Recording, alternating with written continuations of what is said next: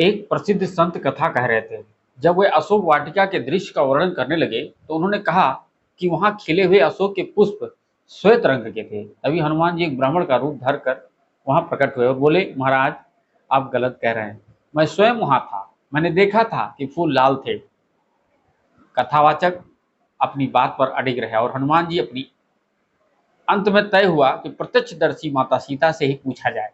हनुमान जी माता सीता के पास पहुंचे और प्रणाम करके बोले, माता क्या अशोक वाटिका के फूल लाल नहीं थे? माता सीता ने मुस्कुराते हुए कहा, नहीं पुत्र, फूल तो सफेद ही थे। हनुमान जी बड़े असमंजस में पड़ गए। उन्हें लगा कि शायद उनकी याददाश्त कमजोर हो गई है। हनुमान जी को व्याकुल देख माता सीता ने समझाया, पुत्र सत्य तो यही है कि फूल सफेद थे, लेकिन उस समय जब तुम मुझे रावण के कष्टों के बीच देख रहे थे तो तुम्हारा क्रोध चरम पर था, तुम्हारे नेत्र क्रोध से लाल रक्त वर्ण हो गए थे, इसलिए तुम्हें उन सफेद फूलों में भी अपनी आंखों की लाली नजर आ रही थी। यह कहानी हमें जीवन के कुछ गहरे सत्य सिखाती है।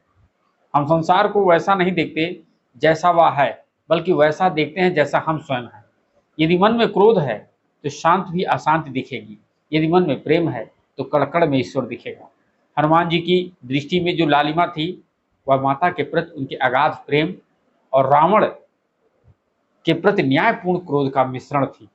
सत्य की बहुआयामी परतें कथावाचक तथ्य कह रहे थे, लेकिन हनुमान जी अपना अनुभव कह रहे थे।